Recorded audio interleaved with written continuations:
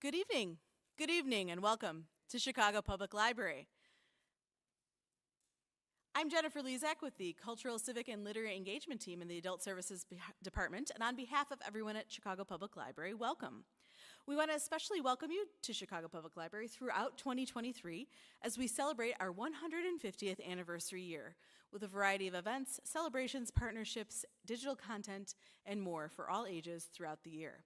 For more information on everything we have planned, visit chipublive.org/150 throughout the year. Before we begin, we ask that you please silence your cell phones. I want to thank the Chicago Public Library staff who worked to make this event possible. Books are available for purchase in the lobby, courtesy of Semicolon, and the author will sign books at the conclusion of the program. Tonight's event is also being live streamed on CPL's YouTube and Facebook channels and will be available for on-demand viewing immediately following the event. After the conversation, our guests will take questions from the audience from those who line up at the microphone in the front of the stage. Virtual viewers, please put your questions in the chat. Chicago Public Library is pleased to welcome theologian, professor, and author Esau McCaulley to speak about his new book, How Far to the Promised Land? One Black Family's Story of Hope and Survival in the American South, as part of our Voices for Justice series. Esau McCaulley is an associate professor of New Testament at Wheaton College and theologian in residence at Progressive Baptist Church, a historically Black congregation in Chicago. He is the author of the award-winning book Reading While Black and the children's book Josie Johnson's Hair and the Holy Spirit. He is a contributing opinion writer for the New York Times, and his writings have also appeared in The Atlantic, The Washington Post, and Christianity Today. His new book, How Far to the Promised Land, chronicles his lifelong effort to understand the community that shaped him and the struggle it endured to make a home for its loved ones. Written with profound honesty and compassion, the book is a weighty examination of our most pressing societal issues and the hope that keeps us alive. He will be in conversation with Jamie Nesbitt Golden, an award-winning journalist who covers Bronzeville and the near South Side for Block Club Chicago. A lifelong South Sider, currently living in Hyde Park with her husband and son, Jamie's work has appeared in Time, Salon, Exo Jane, and Ebony. Now please join me in welcoming Esau McCaulley and Jamie Nesbitt Golden to the CPL stage.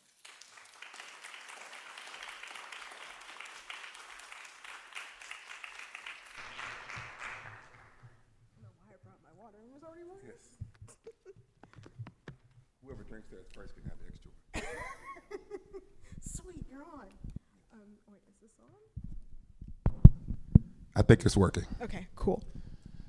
So, forgive us, we were having a very, very spirited discussion about hip hop in the green room, and I need you to share your top 5 with class. My official top 5 rappers of all time in order. Who's number 1? Andre 3000.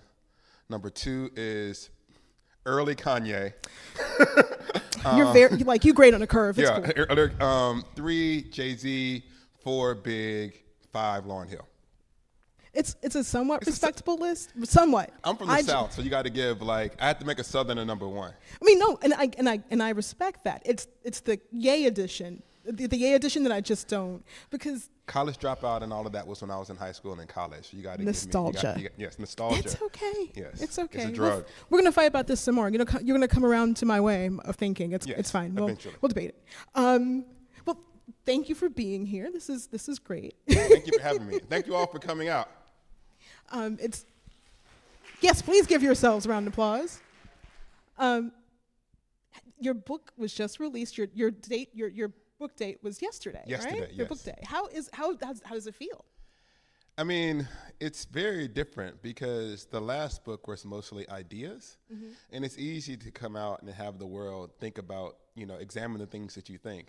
But this story includes a lot of me and a lot of my family stories in it, and I'm actually a private person. Yeah. So I'm like, I hope you read my book, but stay out of my business. So wait, how does that work exactly? It seemed like a good idea at the time. It's probably the best way that I can say it. No, I think that one of the things that I was trying to do in How Far to the Promised Land is, in some sense, you have to show your scars so that people might know that healing is possible. And so the only way to tell a true story is to tell an honest story. And the honest story and the honest version of my life includes a lot of difficulty.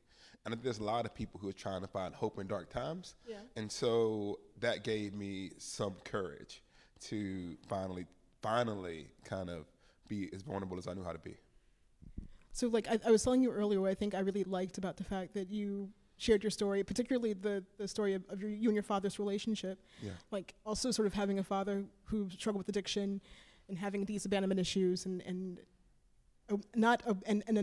I wasn't able to articulate all the things I was feeling while he was here.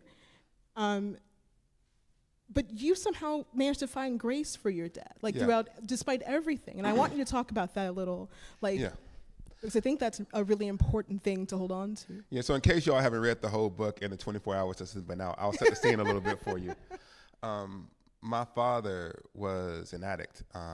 Like many people during the 80s and the 90s in poverty, the crack epidemic that was in Chicago was also in the South. And my father was an addict, and that led to him at first being a violent addict who was abusive to me and my mom, and then at a certain point he transitions to being this kind of a depressing addict, who just stole. But he was in and out of our lives through most of my childhood. He eventually went to jail, but so I didn't really know him growing up.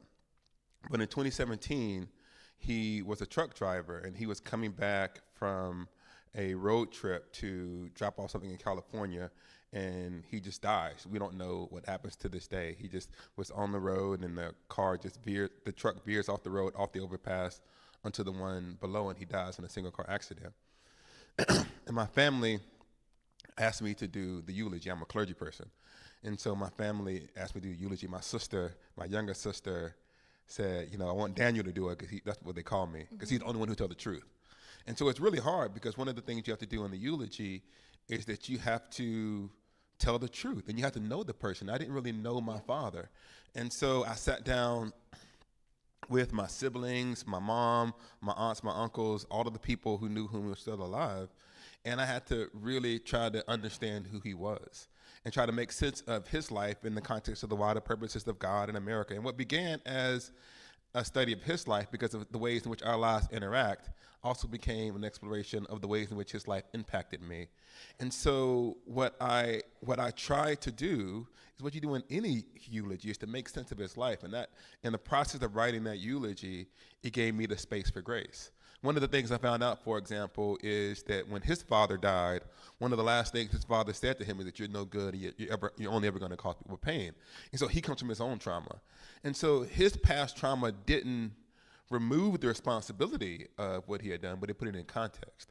And so I think that in one sense, How Far to the Promised Land, it's a lot of things, but it's a long meditation on how do we forgive or even make sense of the people who we loved, but who also failed us in particularly deep and profound ways. And I think you also sort of touched on that with the relationship with your in-laws and how long it sort of took for them to sort of come around to you. Yeah. And you never gave up hope, because your love for your wife was so strong that it didn't matter. Yeah, one of the other things in the book, because it begins, like I said, with the context of my childhood, but it becomes this idea, the idea of How Far to the Promised Land, is how everybody, I think, even the people who we don't deem or define as successful, they're trying to find a place where they're loved and accepted. They're trying to find a place of dignity and honor. So the promised land isn't like the spiritual promised land of like the life hereafter. It's like your own vine and fig tree. It's a place to call home. Mm-hmm. And what I wanted to say is that everybody is attempting to find that way. And the journey towards that place of safety sometimes feels very far away. Like, when am I ever going to get there? And one of the things that the ways in which my journey took like a more indirect life as it relates to love in my own life, when I met my wife. And we ended up, we're in an interracial marriage. And initially, her family is not in favor of our relationship.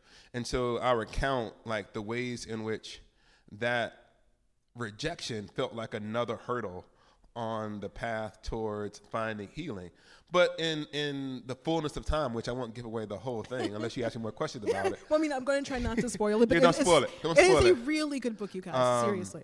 But there is this moment where there's a reconciliation between us and them. And one of the interesting things about that is that now we get along great. Like during the pandemic, when everything shut down, and my wife, who's a Navy doctor, she was actually called to active duty and deployed during the pandemic. And so that left me with like our 4 children. And one of the people who came month in and month out was my mother-in-law. and helped me take care of the kids. And if Wow. it wasn't for her, we Right. might not have, there might not have What been were a you How Far to the I'm just Promised gonna Land. say, like, I might have been mean, what were you feeding those babies in your wife's absence? Just I'm sorry, what were you feeding the babies in your wife's absence? Let me tell you something. They were on them chicken nuggets pretty hard. The taco nuggets, a lot and of the chicken, fries. a lot of chicken Yeah. nuggets, a lot of fries. Chick-fil-A, DoorDash is amazing. You know, like if you order DoorDash. No, my son was raised on DoorDash Yeah. and So- like so here's Flintstones vitamins. Like Here's the it's thing. Back in the day, not to be an old person, but I'm going to go full old person. But back in the day, if you wanted something to come to your house, it was basically Domino's, right? Like you had to and order even Domino's. depending on where you live. Yeah, like if you live in the wrong spot, like right. we can't help you. No, you but live now way- with DoorDash, if you can dream it, they will bring it to your house. It is amazing. And it's amazing. And I had the pandemic excuse too. So it was like Chick-fil-A Tuesday, McDonald's Wednesday. You know, just like Taco Bell Thursday. Yeah. If you just put a name beside it, then you're not a bad parent. You're actually parenting them via a name. So We are giving you jewels right I'm now. giving y'all people. life. It's putting you on So- game. Yeah, so I think that they lived a lot on that. And to be honest, my mother-in-law would come and she would maybe see a lot of The chaos and just like, we're going to freeze 2 or 3 things that might tide you over for a few weeks. So the kids got some vegetables. But I feel like the lettuce on the cheeseburger Right, that is a is vegetable. that's It's a vegetable. nutrient. Yeah, it's a It vegetable. counts. All 4 food groups. Yeah, there we go. Tomatoes on Just there. saying. What do you want from me? But that brings me to another point because there's a chapter in the book where you talk about your adventures sort of growing up, your Yeah. encounters with the police, and Yeah. how that also shaped your perspective Yeah, today. And I'm at the age now, like I have a teenage son. yeah. I'm looking at how taller he's getting every year, and I'm sort of dreading these conversations, right? Because it's a conversation we all have to have at some point. Yeah, I talk about how, at least for young black boys, young black girls, we had this period in life. I say this as a parent, I'll talk about the book, where they go from cute to being dangerous. You know, one of the things people like to say that you can feel not racist by saying, look how cute this black kid is. Like, I'm not racist. I like how cute the black kid is, right? And so, like, but then you see that moment where it shifts. Yep. And one of the things I talk about in the book is, for my children, it's the George Floyd was this incident where kind of America woken up. But this actually happened to me when I was in school too. I was a young kid. I think I was 12 years old when what's the guy in California now? Rodney King. Yep. So Rodney King, and that was like so people the young people, like the guy happened to have a camera. Like right? an old school one of VHS, those, yeah. and so there was no phone. He just like happened to be recording it. Right. And I remember I talk about this in the book that after that it happens, my mom sits me down. I come home and we had this like old brown couch, just like the weird flower patterns on it. And so she sits me down on the couch, and that's whenever we're gonna get serious in the house, my mom sits me on the couch, Yeah. and she kind of takes on like the proper diction of when she's talking to like white people or people in her job. Okay, and so she explains to me, and I'm 12 at the time. She explains to me, like, never speed, keep 2 hands on the wheel. Whatever the cop says, say yes, sir, or no, sir. Never stop for gas in these places. And so my mom gives me these rules of the road. And they're not justice, right? They're not, these are your rights. Right. It's survival. It's survival. It's to make sure you stay alive. But one of the things that I explore in that chapter is that the rules don't work. They're what we think. It's almost like folk wisdom. It's like, just when you're sick, just, take an ibuprofen and go to sleep, and hoping that fixed it. Because Right, Robitussin, get some Robitussin. That's all you did. So one of the stories that I recount is I was driving one day, and I was actually speeding this particular day, much against my mom's advice. Speaking of rap stuff, it was when Bone and Biggie had first came out. And the beat on that song, you cannot Notorious drive. Thugs Yes, is my jam. Understand that. you can't drive the speed limit for Bone and Biggie. course, It's no, it's impossible. impossible. So Bone and Biggie was happening, and I was in my mom's Mitsubishi Galant because my car was a mess, but she had a decent car. And I'm listening to Bone and Biggie, and I'm driving. I'm in the projects. Shouldn't have been there. In the projects, speeding, and the police pulls me over. I'm going like 40 and a 25. I'm guilty, and the police guy pulls me over, and he says, what are you doing? I explained to him what's going on. And then he says to me, what's that in your car? And I looked over, and I said, there's nothing in my car. He said, get out of the car, get out of the car. They get me out of the car. They put me in the police car, right on the main street coming in and out of the projects. Everybody who's coming back and forth see me in my mom's car, hemmed up on the side of the road, like local football player guys about to go to jail. And I don't even know why I'm under partial arrest, but I sit in the thing until eventually another car comes open, and he goes in, and the guy goes over to the passenger side of the car, and he opens the door, and he kind of puts his hand down, and he does this to his mouth. And I see him yelling at the other cop, and then he kind of walks away. And then the guy comes by, and he says to me, "You can go." And and when I got back to the car, I realized what it was. I'd had Krispy Kreme donuts earlier that day. So they see a powdery and substance. and they saw the powdery substance. They thought it was crack or cocaine or something. And so I'm in the police car. I mean, you would think, given never mind. I'm not going to take the easy joke, but I'm not a crack expert, so I don't know what it looks like. But I feel like you should be able to discern. Allegedly, cops are donut experts, so one would think they would know. And so one of the things I thought about, and so when I come home and I tell my mom this story, and I thought it would be funny. Right? This guy pulled me over, but she was furious. Yeah. He said, "I told you to follow." I was like, "Mom, you didn't say I couldn't eat donuts. That's not a rule on the list." I was hungry. But one of the things that I thought about, that I reflected on, is I'm pretty sure there have been, in nice neighborhoods, people who pulled over for speeding, who've had Krispy Kreme donuts within the week, and what they have seen that as drugs. And so one of the things that you begin to realize is that you can do everything right. Mm-hmm.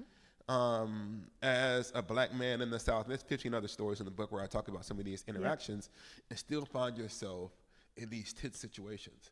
And one of the things that's really interesting to tell this story here in the Midwest is that, like, a lot of black people left the South for this exact reason. Everybody got family down South because a lot of people got to this place where it felt too dangerous. Mm-hmm. And what I mean by dangerous, it's not that every moment of my life I was encountering racism, but you didn't get an email. There's never a warning. The cop is never wearing a sign that says, "I'm having a bad day." Right, you might or have a racist encounter.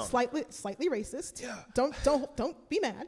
And so that chapter is called "Fleeing the South," mm-hmm. because there is this sense in which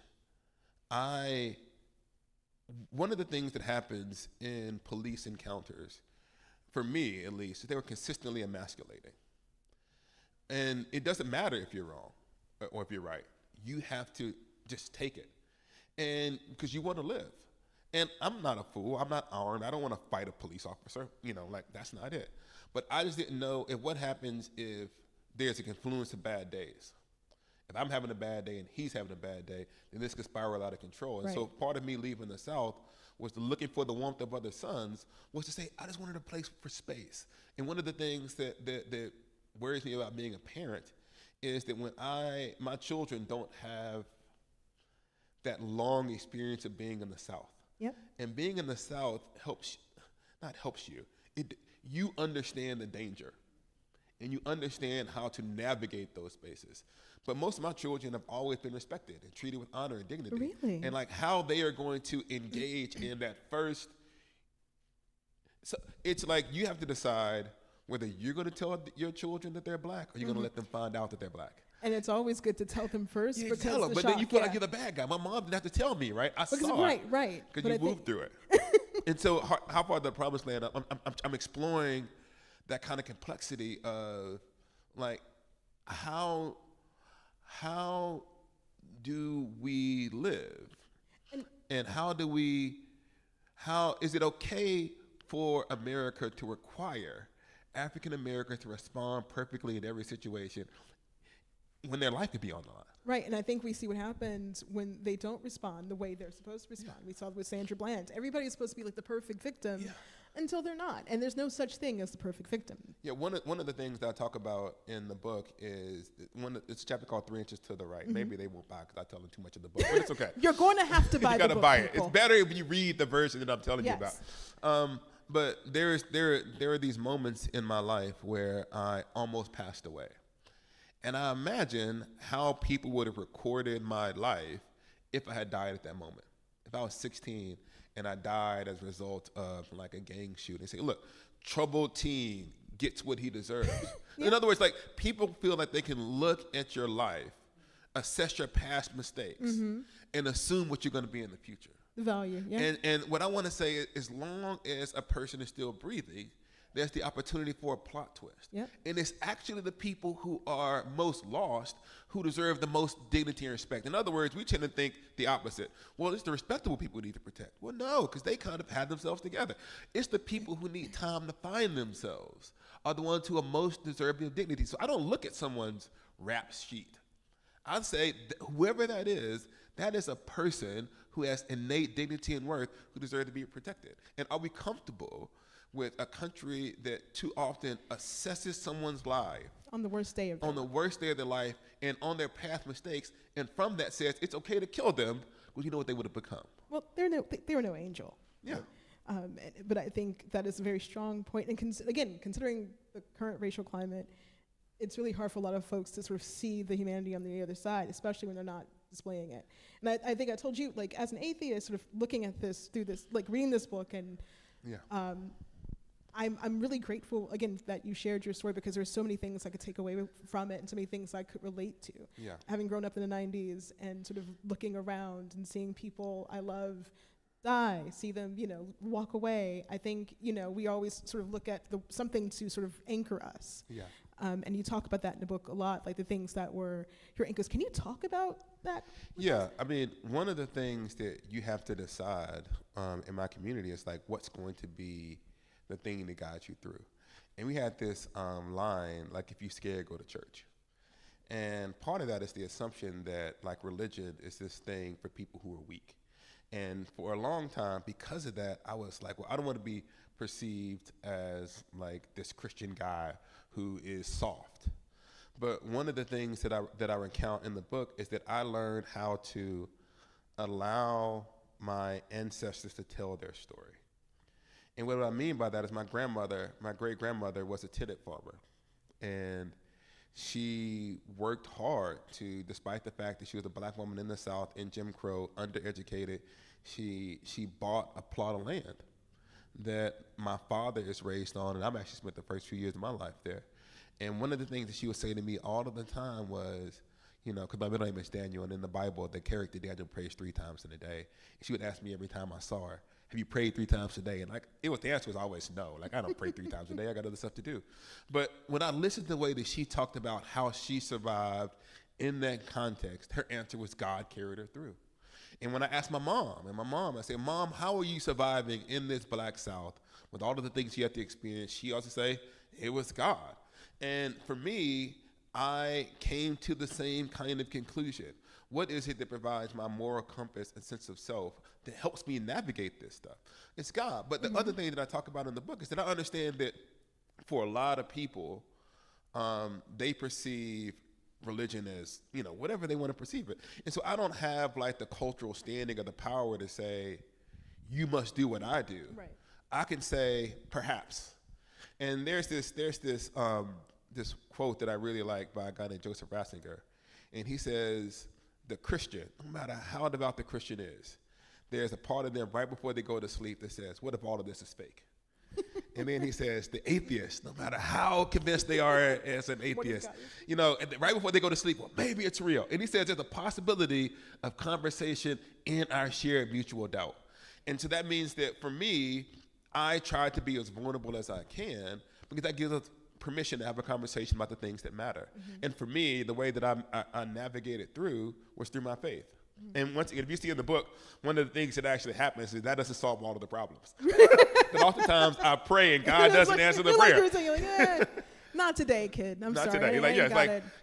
No. There's this interesting moment where I am asking God to do an immediate healing, because it was really important to me. I had injured my leg playing football, and I had this idea that I would run back onto the field and save the team during the playoffs. Oh, wow. This is a very Disney movie. I see it in a lot of movies. But if you read in the Bible, God always does the stuff, right? He's a fourth quarter guy. He in the Lions Den, he saves the guy from the lions, right? So he helps. I'm I'm up against it. This is my moment. It'll be a really good movie if you heal my knee, right? I was writing the movie in my head. It would have been a better book had he healed my knee. So I say the prayer, and I get on, because I felt like you got to make it dramatic like in the movie.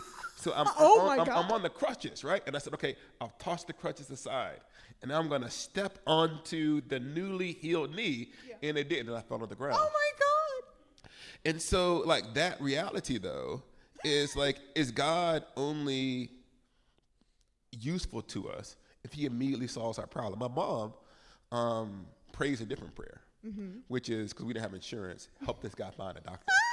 And so it's just like, that's the difference in our pieties, and that's the long-term impact she had on me. I think the poet Ja Rule said it best. I'm not always there when you call, but I'm always on time. Like, it's fair. Yeah.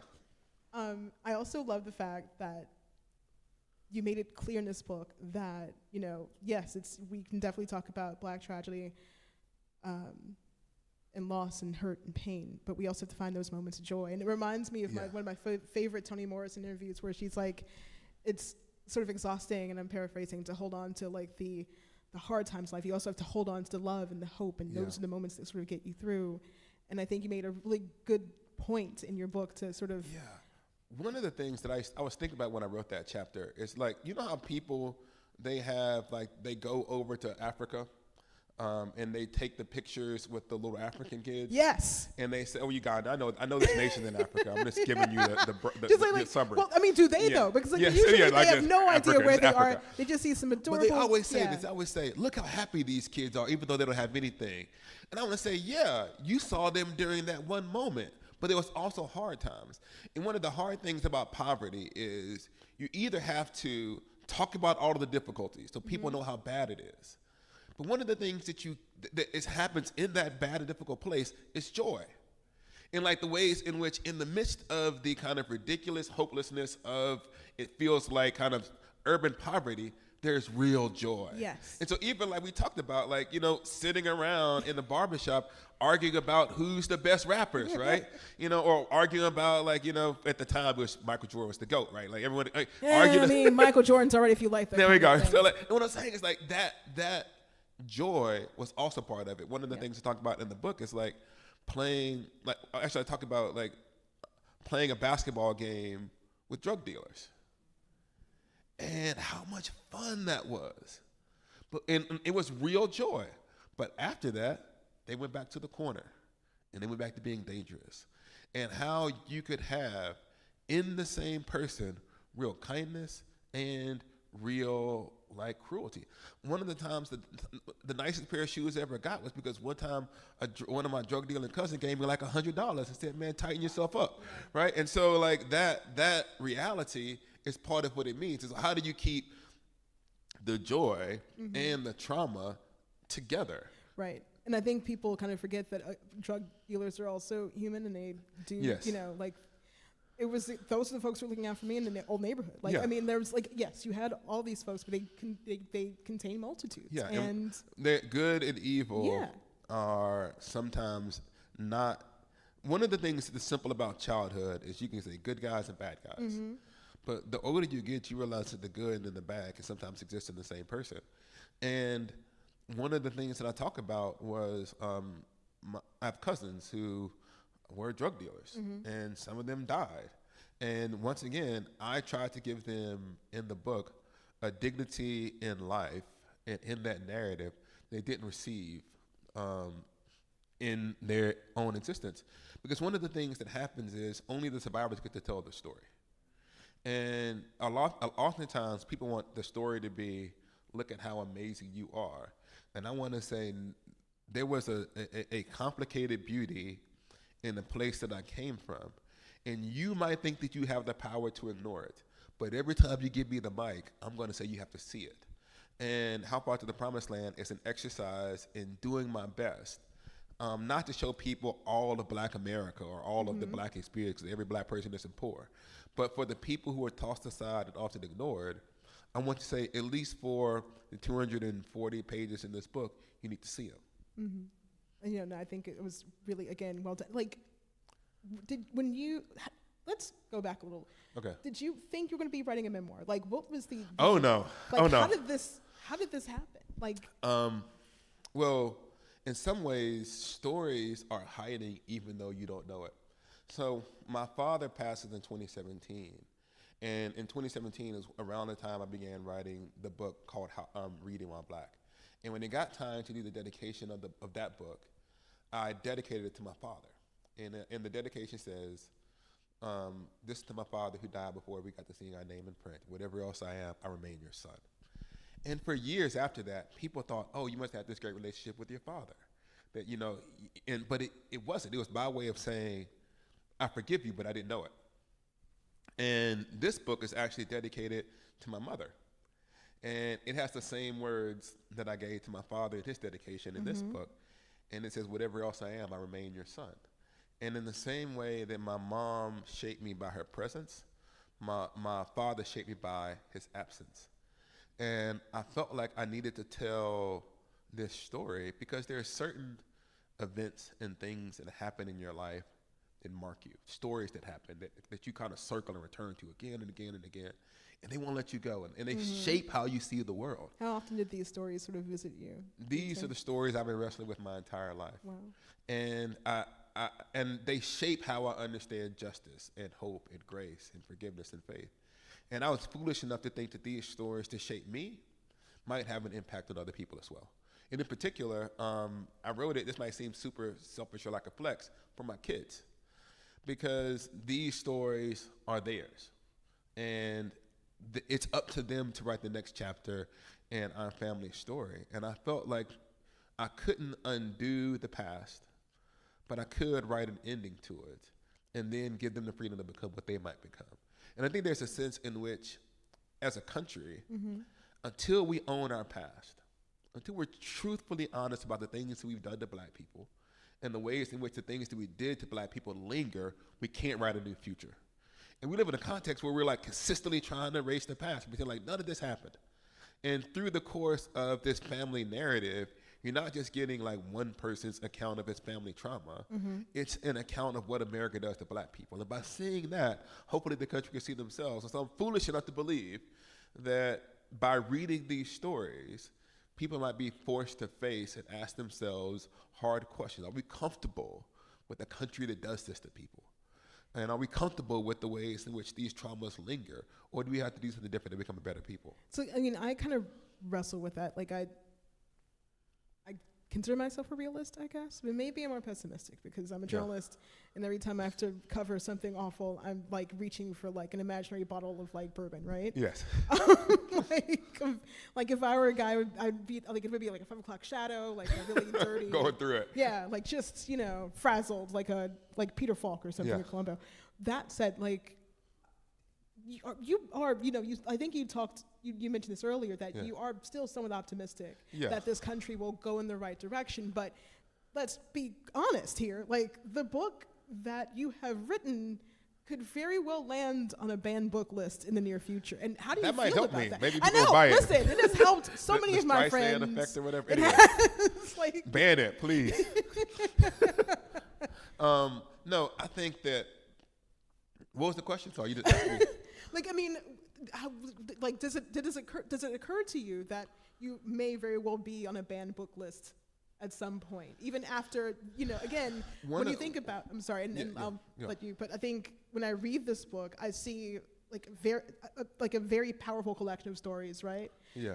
And these are your stories, and this is your experience as a black person in America. And apparently nowadays, it's verboten to talk about your experience as a black person in America. So how do you feel about the possibility of, being a banned author? I think about the fact that nobody gave W.E.B. Du Bois permission to write The Souls of Black Folks. I'm not saying I'm W.E.B. Du Bois. I'm not saying that. And like no one gave James Baldwin permission, right? There is, this is the truth. And I'm surprised that people are reading all of this stuff. But I can tell you the moment where I really felt like I became a serious writer is I was living in Scotland in 2015, coming back to America in 2016. If you remember what the country was like at that time. And it felt like the Red Summer. If anyone knows about what happened when African Americans come back from the war and they're expecting justice and there was this massive backlash. We're heading at the end of the Obama presidency and we're heading into what becomes the Trump presidency. And I feel like we're about to go through a really difficult time as a country. And I had young children at the time. And I know how sometimes they get to this place like I did when I got to my like teens and my 20s, and they get this real sense of cynicism like you talk about. And I had this idea that one day my children were going to look at me and say, "Dad, what did you do?" And I had this clear idea, this clear as day, that when they asked me that question, I want to say here and hand them everything that I wrote. And say, I'm not an activist. I can't organize things. All that I can do is write. And I wanted to write my way towards a better future so that my kids might inhabit a better world than one that I did. And the reason I had the responsibility to do that is because the black people who preceded me had the same sense of responsibility. And so I can't quit.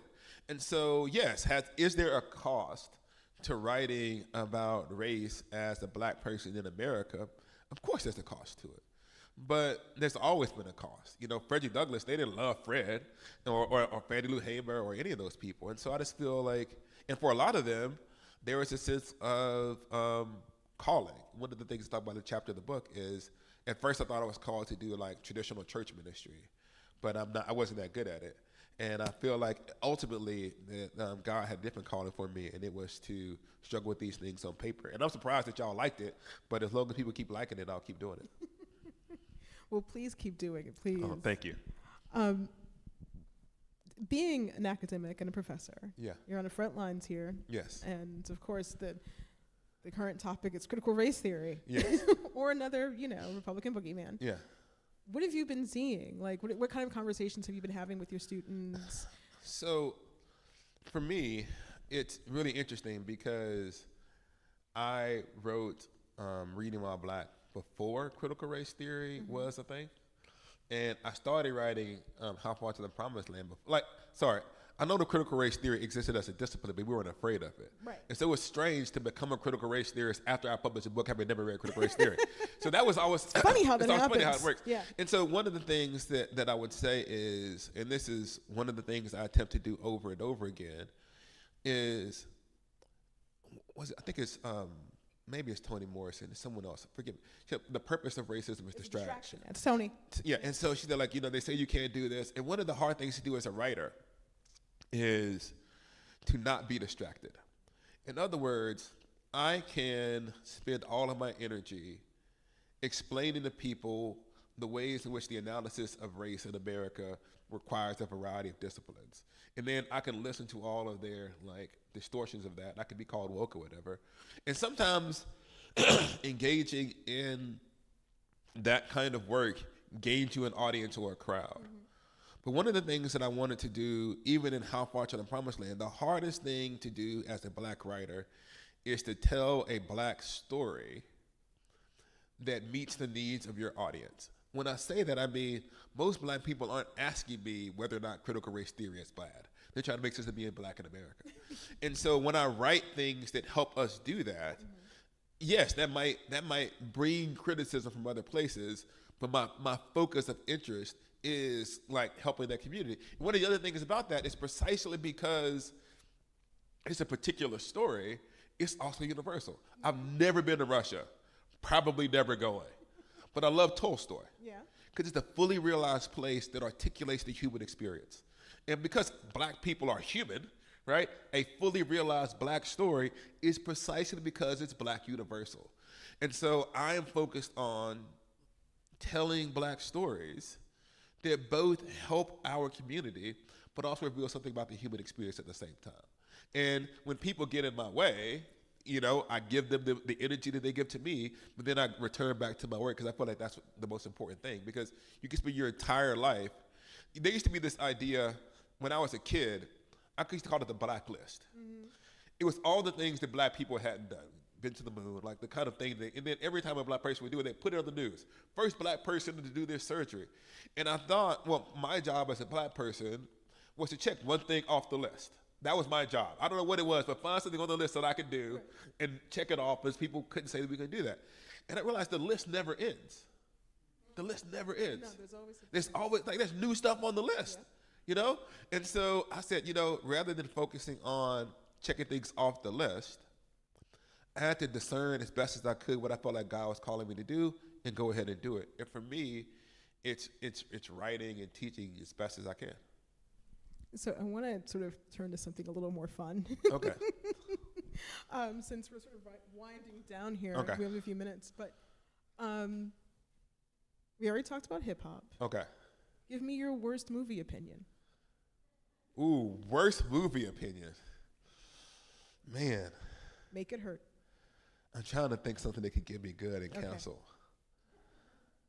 I'll tell you this. Okay.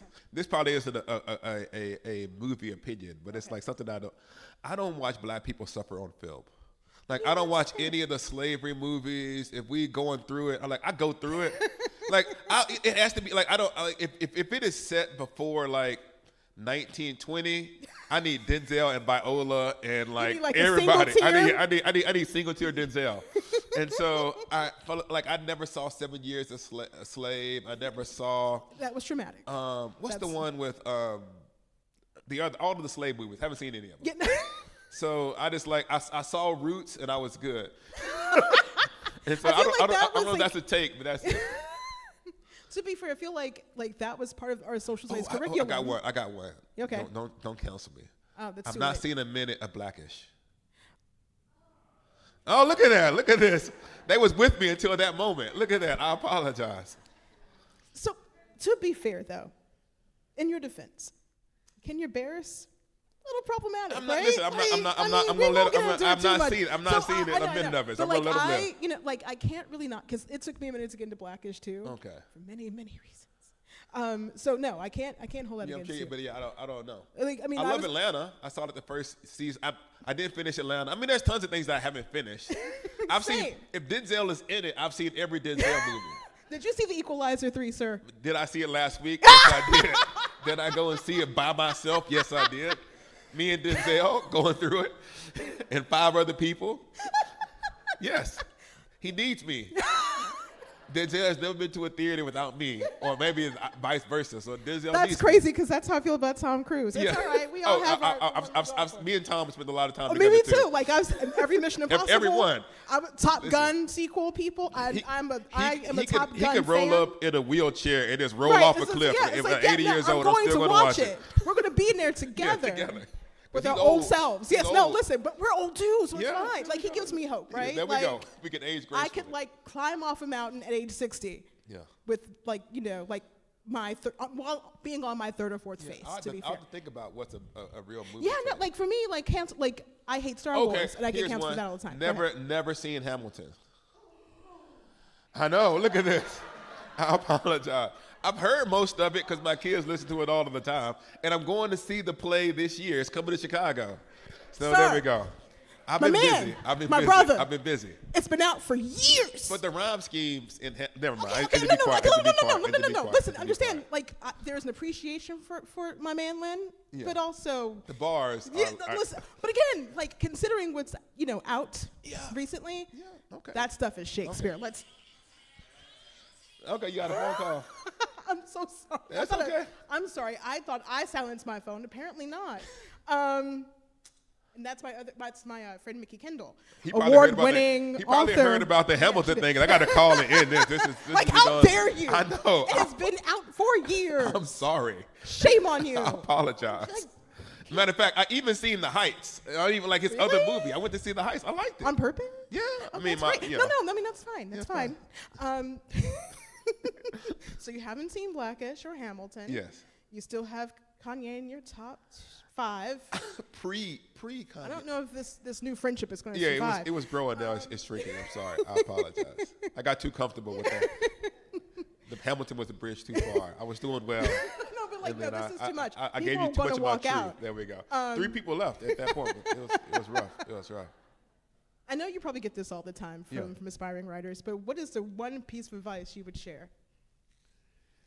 Man, if it's in you, so I would say this: you have to be bad. That you have to go through the season of being bad at writing, and if you don't go through the times of being bad, it's hard to skip to the front of the line. Now, there's other genres where you can skip. Well, it's hard to be good and skip to the front of the line. And what I mean by that is that sometimes people will email me and say, hey, can you give me a connection with the New York Times? It's like, no. Because you got to grind. Because you might not be good enough. You might not be good enough when it's time. But I'm not going to attach my name to I'm going to be connected. I have one email to send. I can't send every 2 another person. And so what I'm saying is. But to be fair, though, could anybody is better than some of the current opinionists. I can't talk bad about my people. I'm sorry. I'm sorry. You're not allowed to. I will say this. It's like a rap feature. Mm-hmm. When you finally get an opportunity to like get on a song, and you on a song with Kendrick or whoever it is, you gotta out rap everybody. You gotta bring it. Yeah. And so, but you can't just show up and out rap Kendrick. You have to spend your entire life ready for that phone call, so that when the call comes, you have to be there. And so, what I mean by that is reps. And almost every single person who you think of who has sustained talent, that talent developed off screen and off mic. And I think that taking the time to grow as a writer and develop, and I can't say if you're talented, hopefully your talent will eventually gain the notice, but it's not as simple as even a cosign, because a cosign can only take you so far, because a cosign might open doors that your talent can't keep you in. Right. And so I think the main thing to do is take the time to work on the craft. And I would say I have a friend who but definitely is still a better writer than me, but used to be way better than me. And I would read her stuff, and I'd be like, man, I suck. And so just having someone to chase as a writer, or someone who has a higher standard. Is Tish here? Is Tish in here? Tish Harrison Ward? Okay, there she is over there. She was such a great writer and inspiration to me, and I couldn't be a bad writer to hang out with her and read her stuff. And that was a tremendous encouragement to me. So I guess the other thing is, if you can find a really good writer who agrees to be your friend, do that too. Yeah, no, I'm being bullied into writing a book, so I understand. You should. Yeah, you should. No, this is your moment. Oh my This God. is me intervening. It's I time. Great. It's She'll be time. happy to know she has allies. So we covered that. Let's see, what else can I ask you? Ooh, okay. Sweet potato or pumpkin? Apple. Sorry. Apple with vanilla. Thank God we have to wrap this up. Vanilla. Because Apple, I cannot stand apple this pie with one of the things I talk about. Okay. Sorry. No. Pie a la mode, definitely. Yeah. Is it? Okay. Okay. I was going to say one of the things that I talk about in the book is I call Black Thanksgiving. And when you asked me that, I had a vision of my grandmother's house. You go to grandma's house. The only person in our family that had like a 2-story house. So we would all go to her house for every holiday. It's grandma and granddad's house. And there was a whole table with nothing but cakes and pies. Lemon meringue pie, red velvet cake, pumpkin pie, sweet potato pie, everything. And they didn't play in my family, because if your red velvet was dry, they would tell you. Or they would say to you, you bring the ice cream. You're on silverware and if cups. your cobbler wasn't cobbling right, you got an email or a fax back in the day or whatever it was. Like, you don't get to come. It's like this dry. I'm the boss. The matriarchs can get super judgy when it comes to. They're like, no, we can't. It was a whole table. Nothing but desserts, and that was like the high point of our year. And it was like Thanksgiving and Christmas were basically the same. You just ran it back like a month later. Same desserts. My mom had the German chocolate cake that I really loved. She actually, when I got married, she flew to New England where we were living at the time, and she made the German chocolate cake. And the German chocolate cake was the cake that we cut at our wedding. And it was like the whole South had come up to greet me. And it was like this really beautiful moment. And so I've always, it's the one requirement that I have is that, like, I do not have a Christmas or a Thanksgiving without German chocolate cake to this day.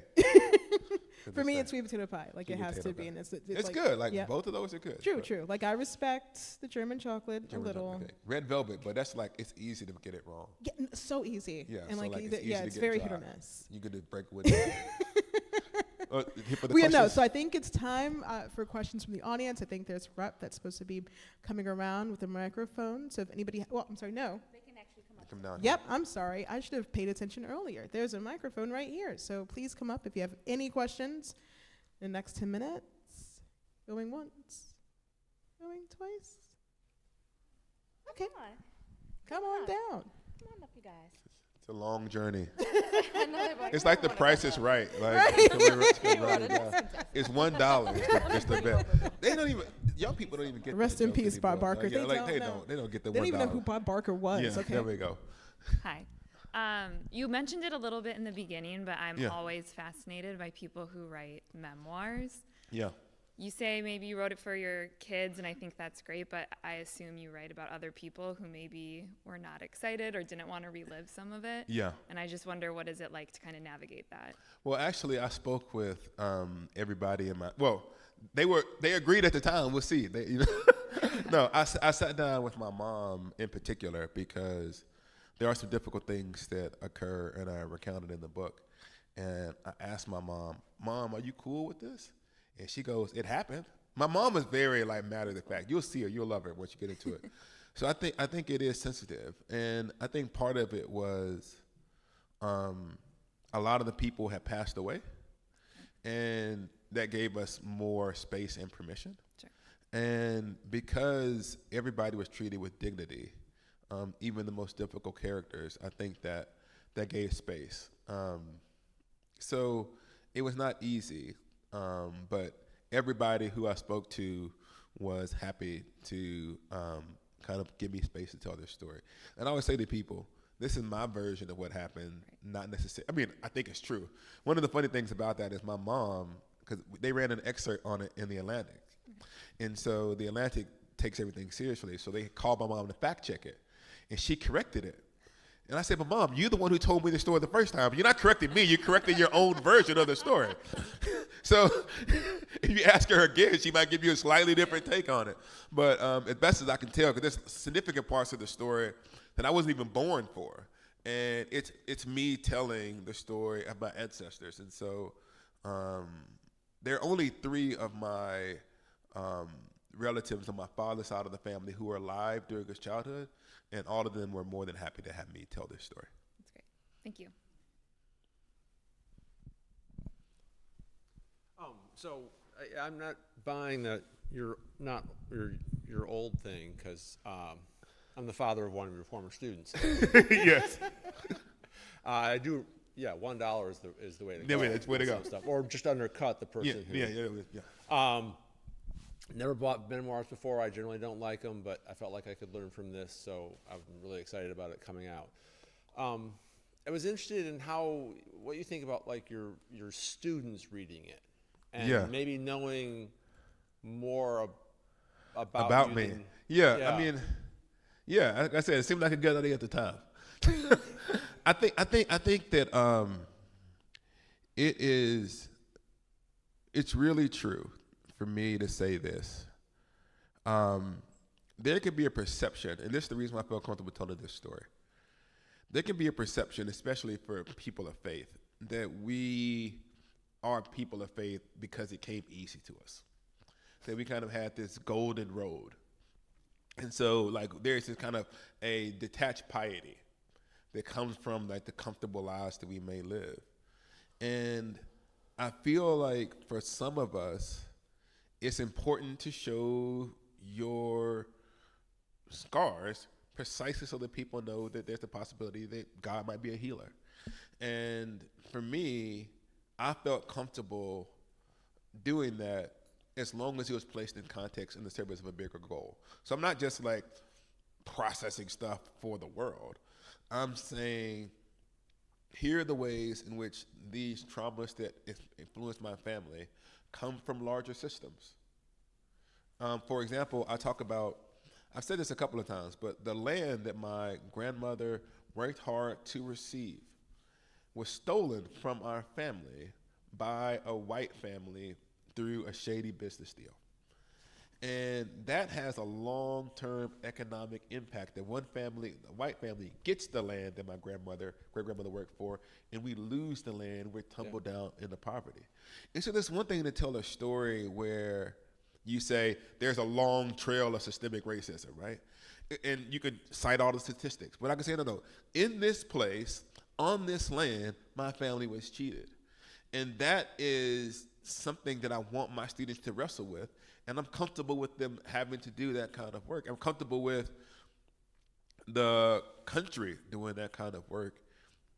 If it begins to, I think that if it begins to create a different imagination, I think that one of the problems is, as a country, we have a failure of imagination. We can't imagine a more just society, so we don't have the will to enact it. And part of what you could do as a writer is you can't change policy, but you can shape the imagination. Yeah. And if I shape the imagination of my students or any reader so that they then go and enact policies that create more justice, then I would have succeeded. Thanks. Any other questions? Please feel free to come up to the mic if you have any.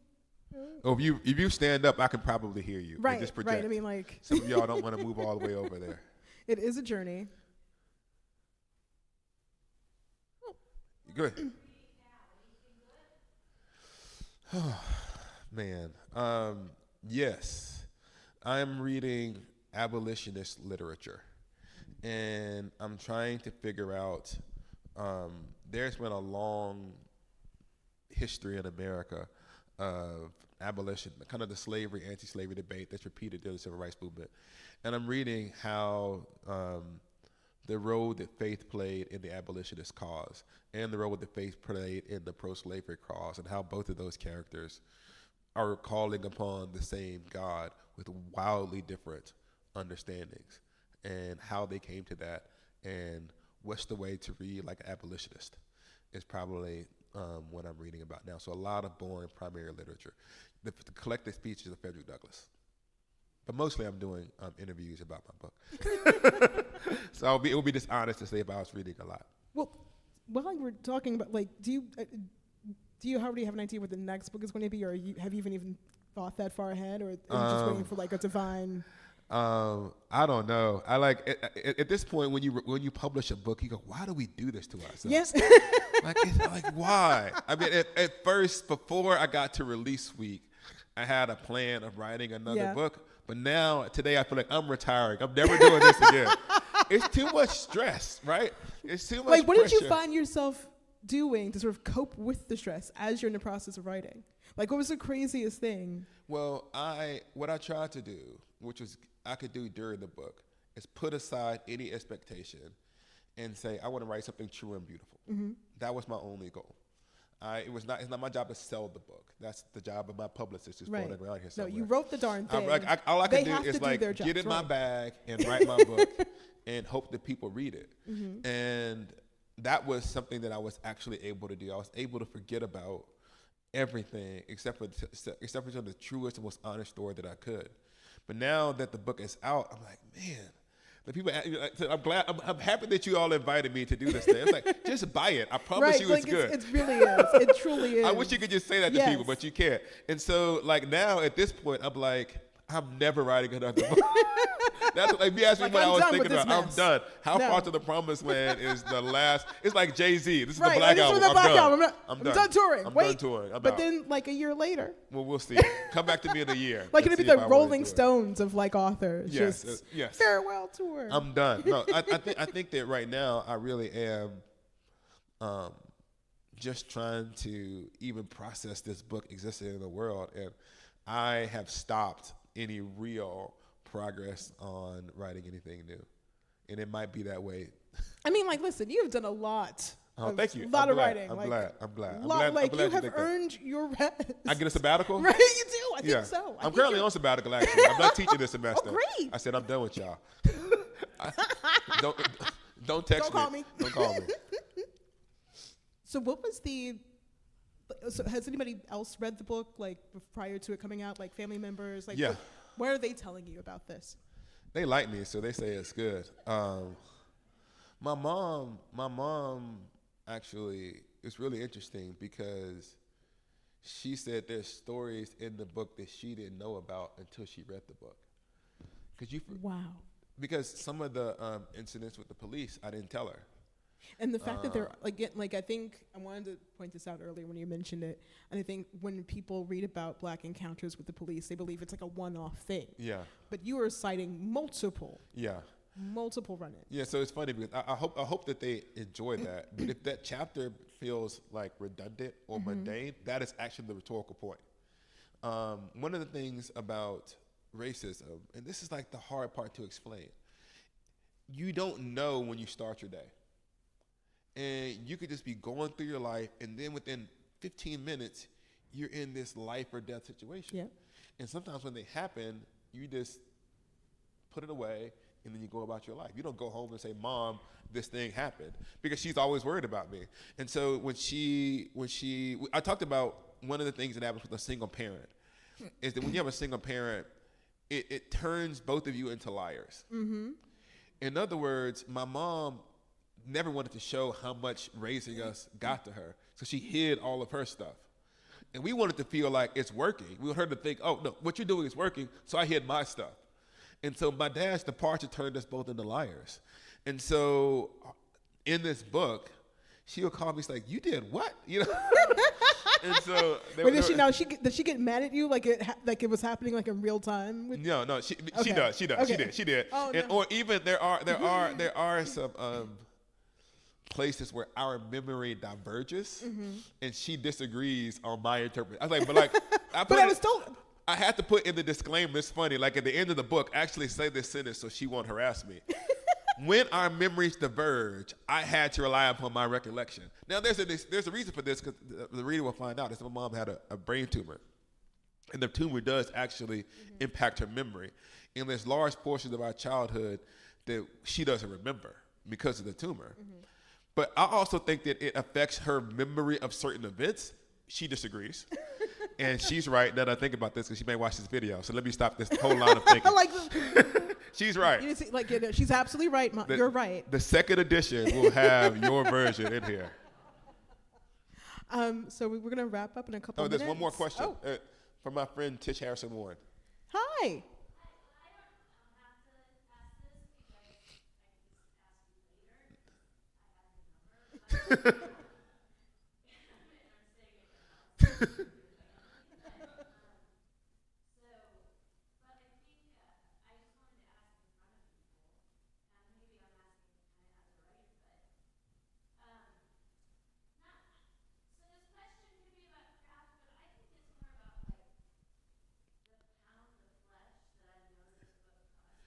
Yeah.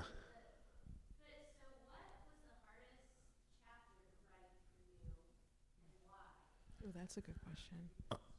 She asked, what was the hardest chapter to write and why?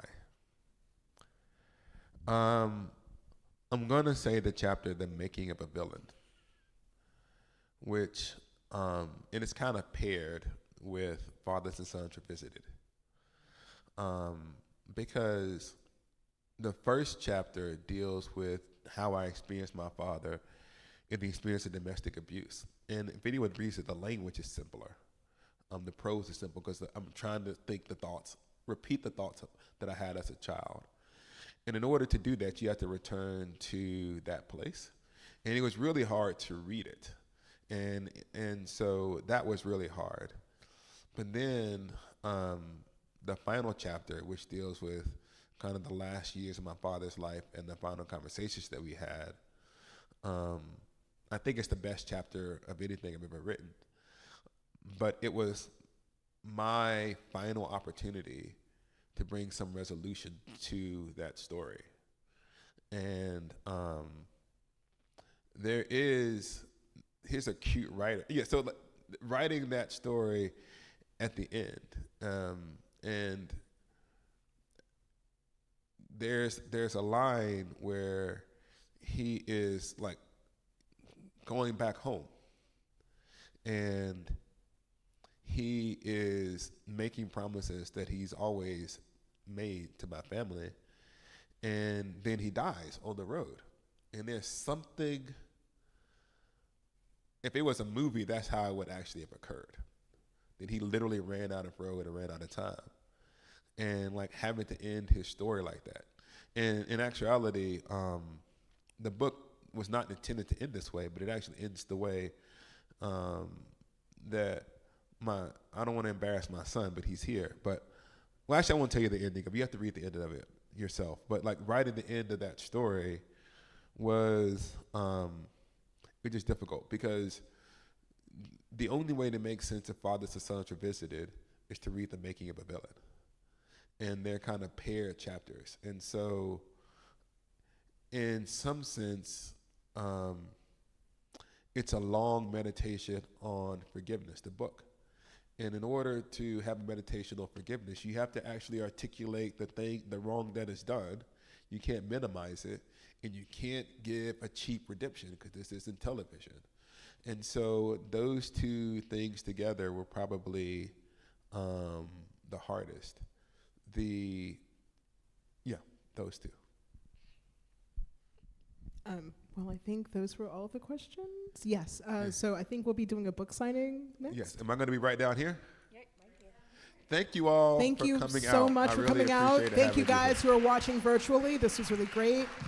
Thank you Enjoy the so rest of much, your evening. Jamie, Esau. We want to remind you the book, of course, is available at your Chicago Public Library branch, so check it out. And the book signing will start, you can start lining